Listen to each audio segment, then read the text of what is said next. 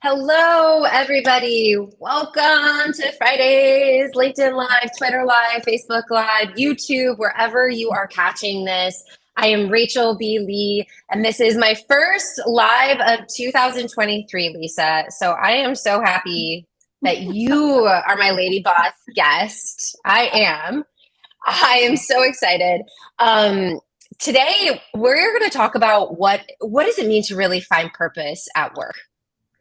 And this is such a relevant topic for me as somebody corporate, the MBA background, to pursue my purpose and to feel meaningful in my work.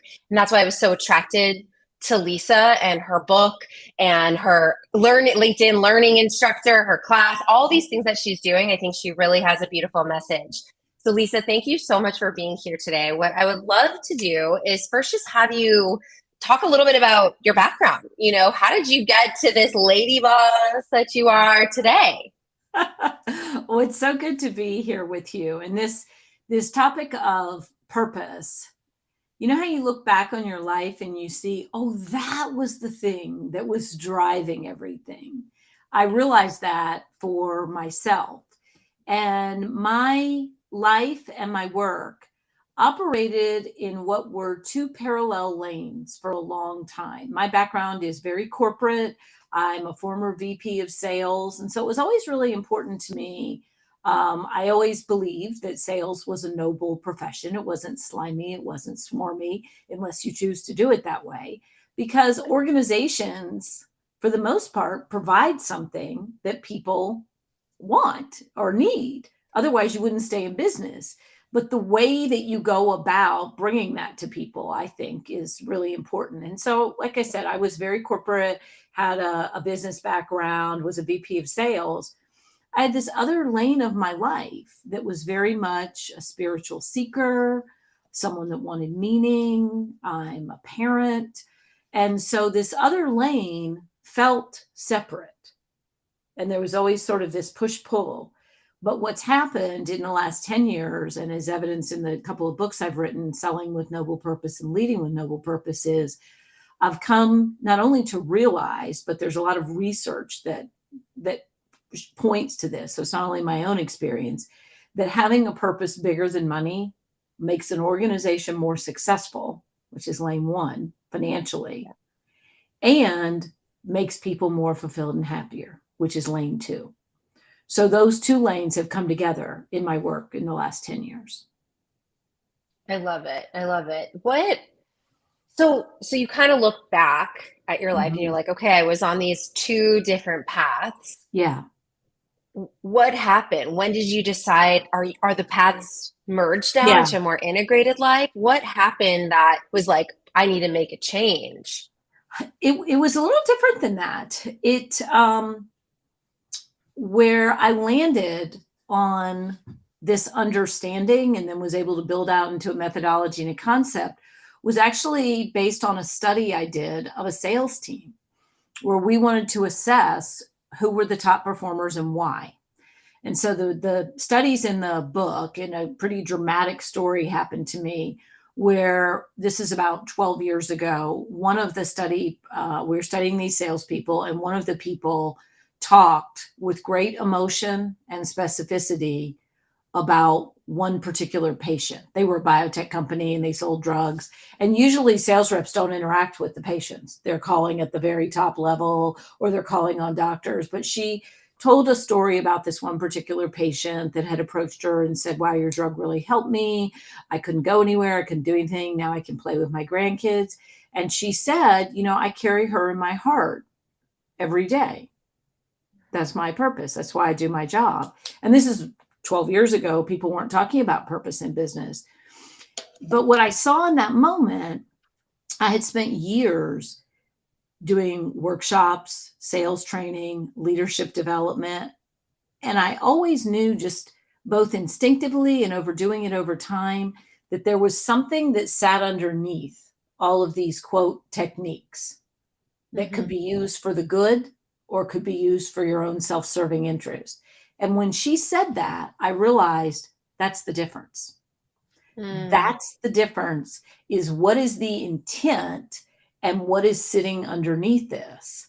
And so that's when kind of the what felt like a little bit two lanes of my life, that's when they finally snapped together.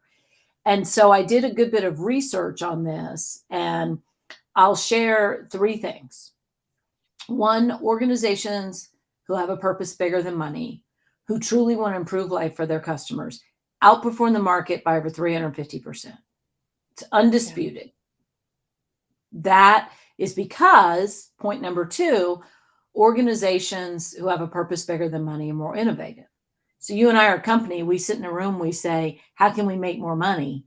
We might come up with some good ideas, but if we sit in a room and say, how can we help our customers more? We're going to be a better company.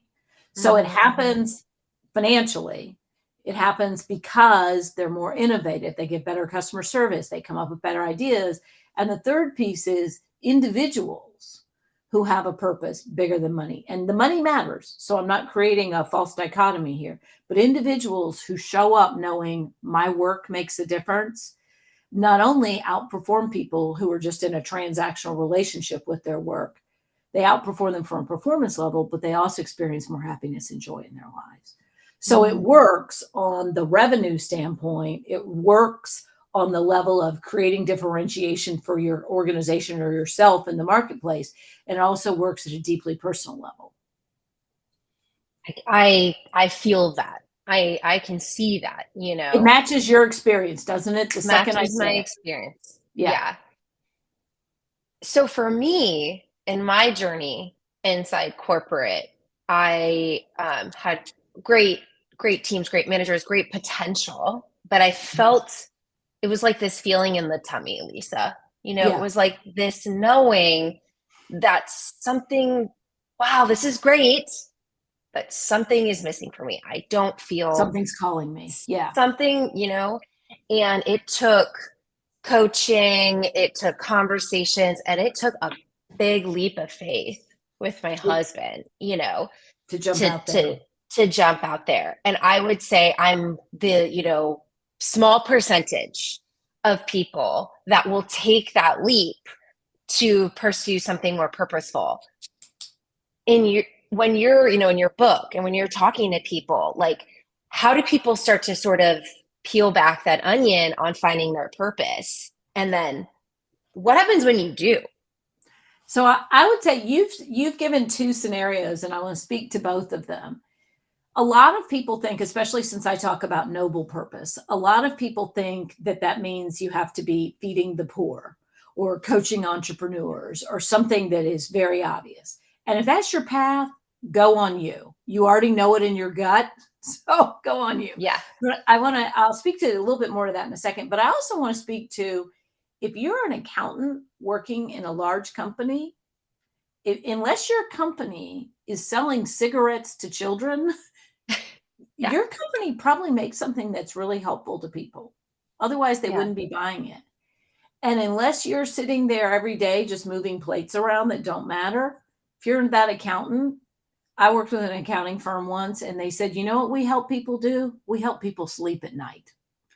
So the first question that I would say is, how does your work make a difference? And it's interesting because people think, oh, my work doesn't matter. I'm an accountant. Oh, my work doesn't matter. I just sell widgets. And I would challenge that.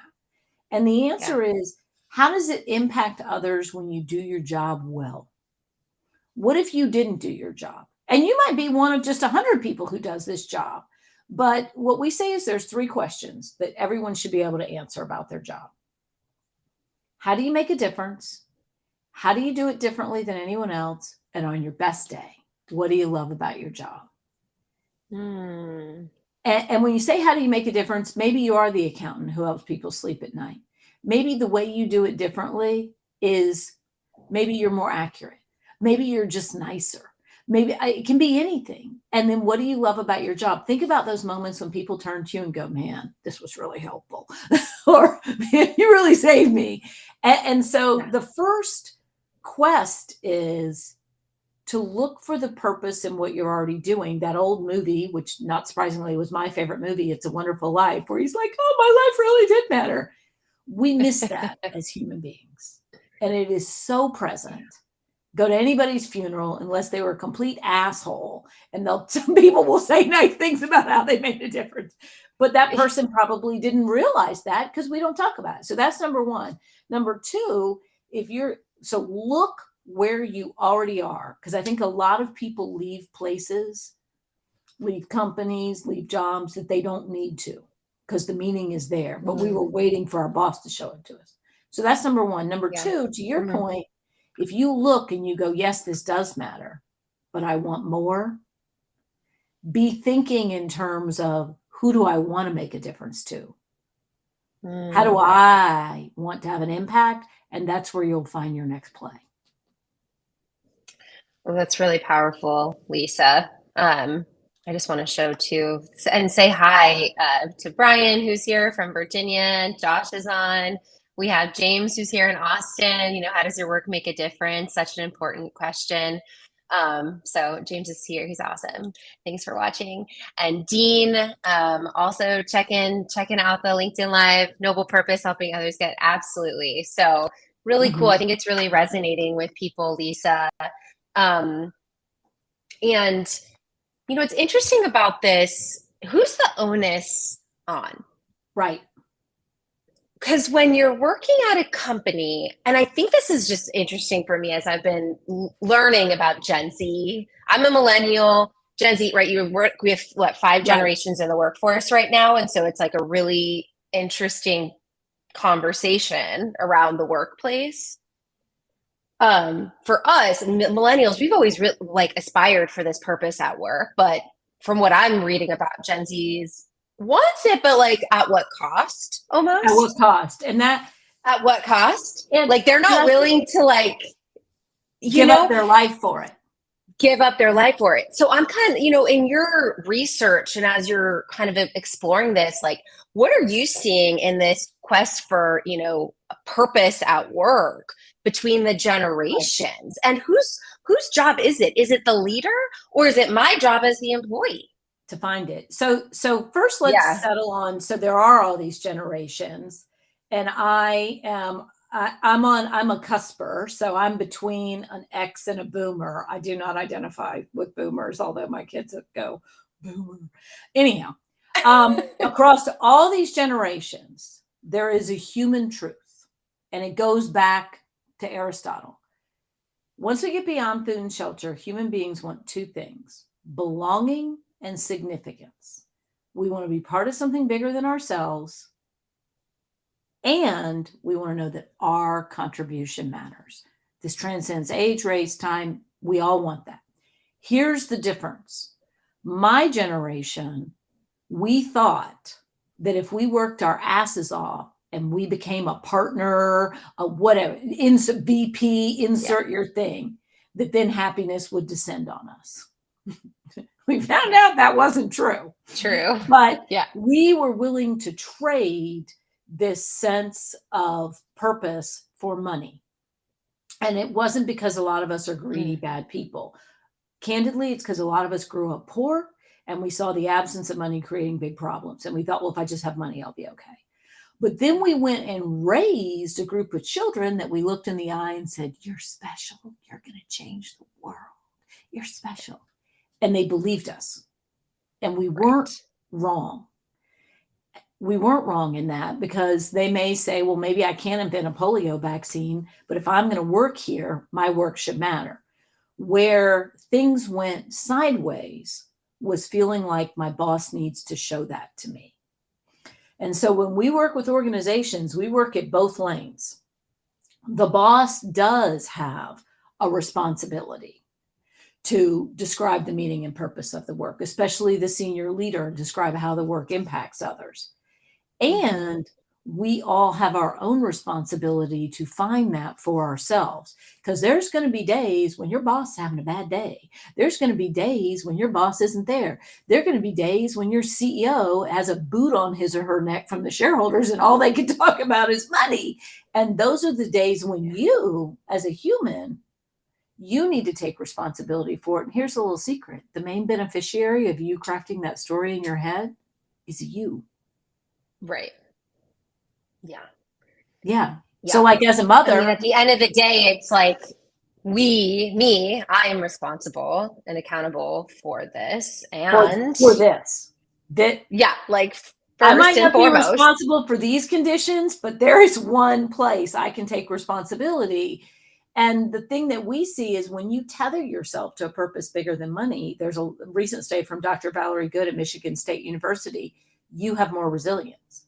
And it's the difference between a teacher who thinks, my self-esteem is going to rise and fall based on my students' test scores and all these conditions outside his or her control, versus a teacher who says, I'm here to help create informed citizens.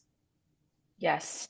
Because no matter Yes. what's gone, COVID, this goes bad. Now, all those things matter. And I'm not suggesting people should have to work in terrible conditions, but in any job, the conditions are not going to be good some days, Yeah. even in the best of places. And I need to Yeah. tether myself to something, because the research tells us we use passion and purpose interchangeably.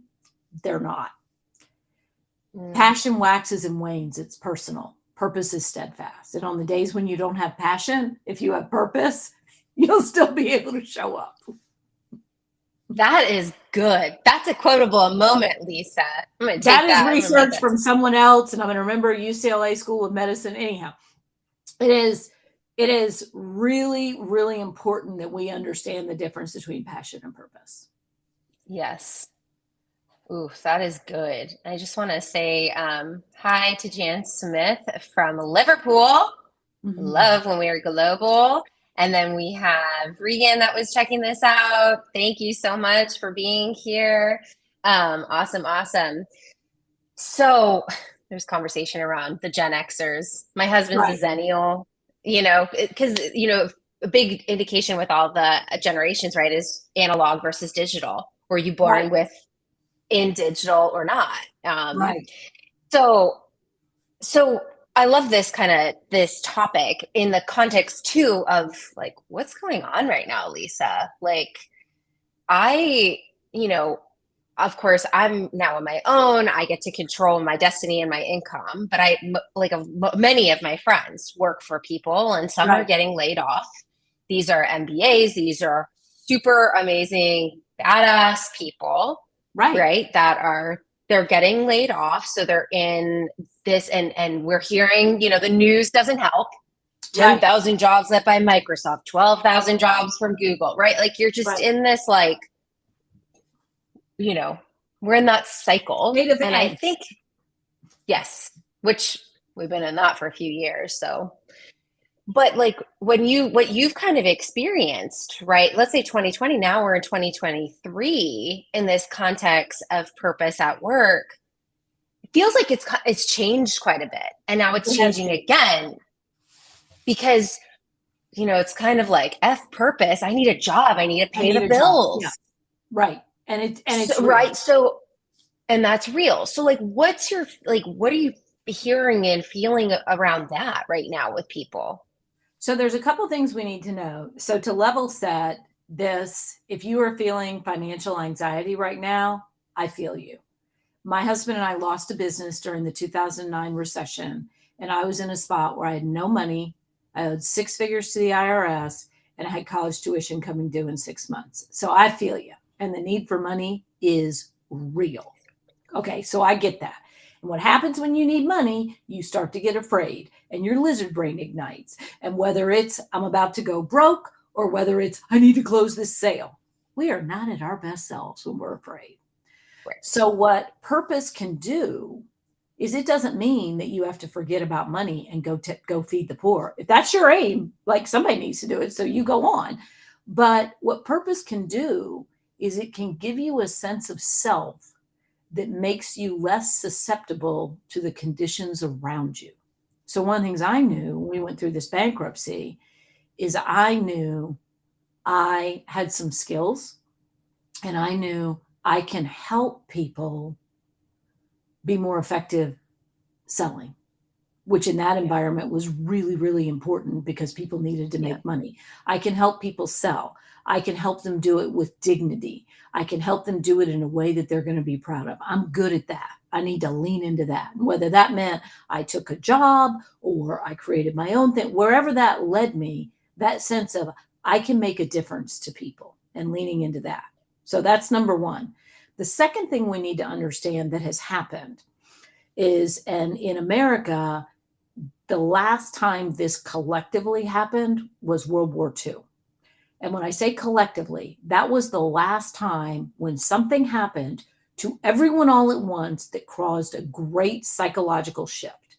And one of the reasons people romanticize World War II so much is everybody was on the same page and had a sense of purpose. That's why people romanticize it so much. Now, two really important things happened in World War II that people don't connect to World War II. World War II was the seeds of the women's movement and the civil rights movement. Because in World War II, women went into factories and built a bomber, and they looked at each other and went, we're pretty damn smart.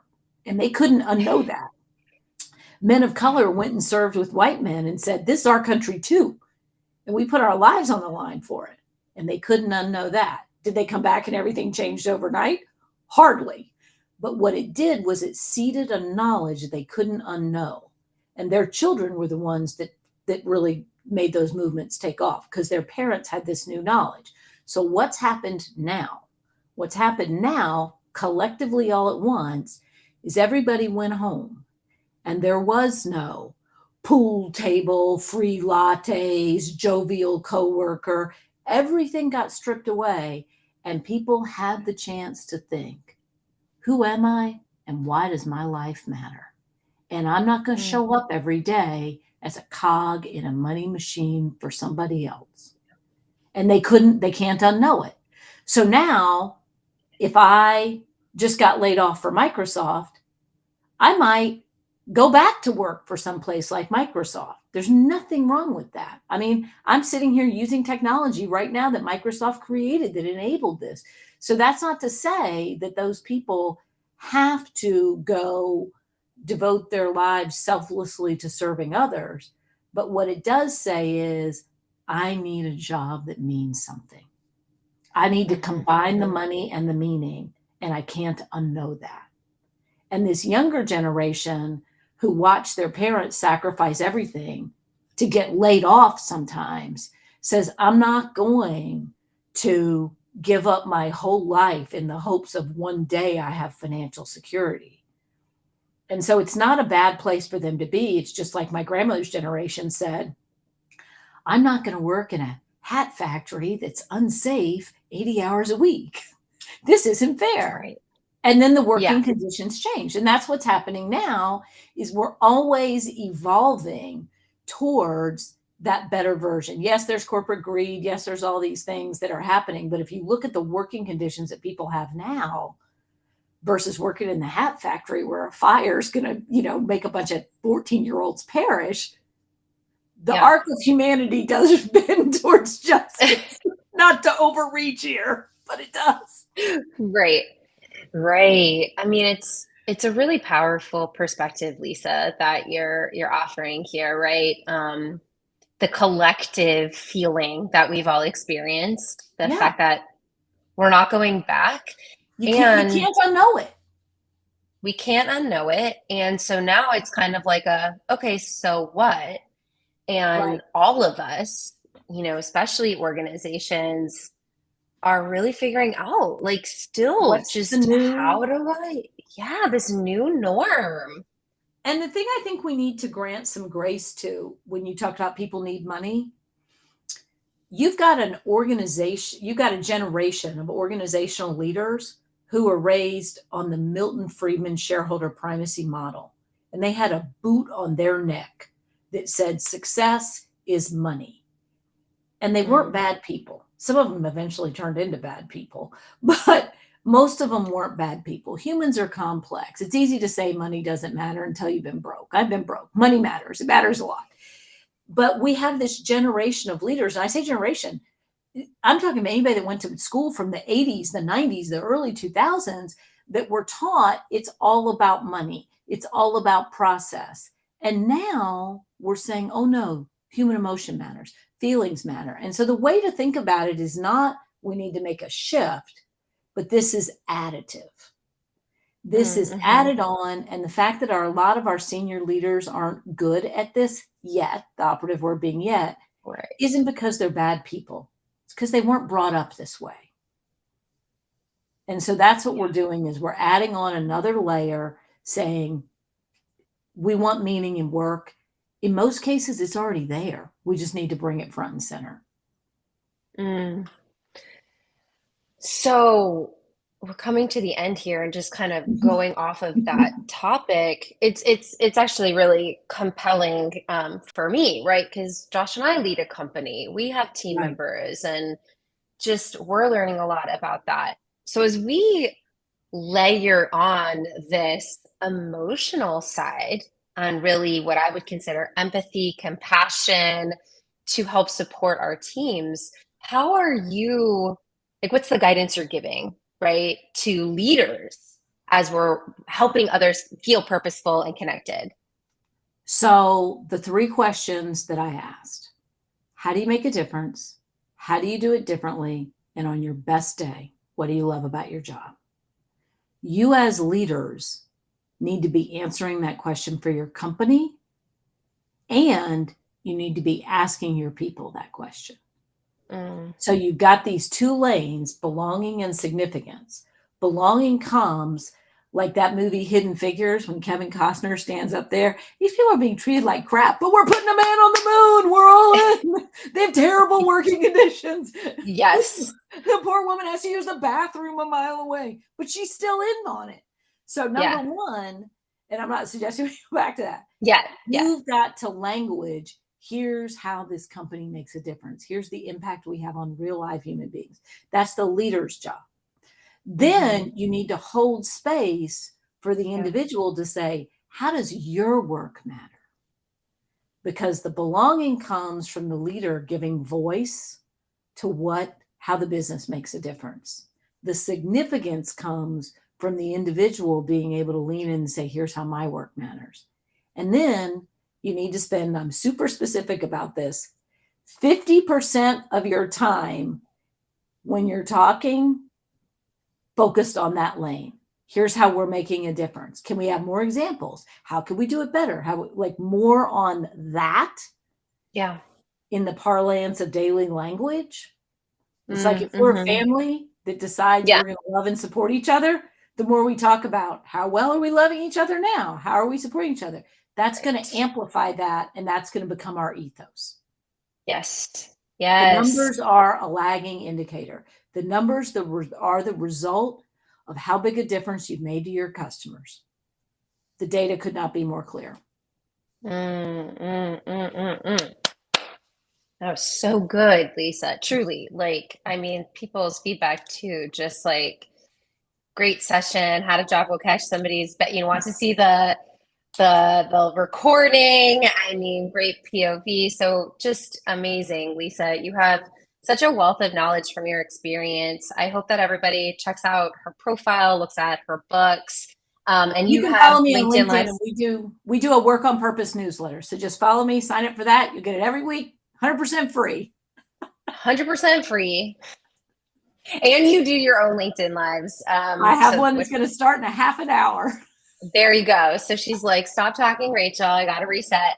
But really, you're incredible. Thank you. I personally learned a lot today. The audience learned a ton today. So thank you to everyone who's watching or watched the recording. Thanks for hanging out with me today. And Lisa, I'll be back first Friday in February with another amazing guest. So a few weeks, and just wish everybody a beautiful weekend. Thanks again.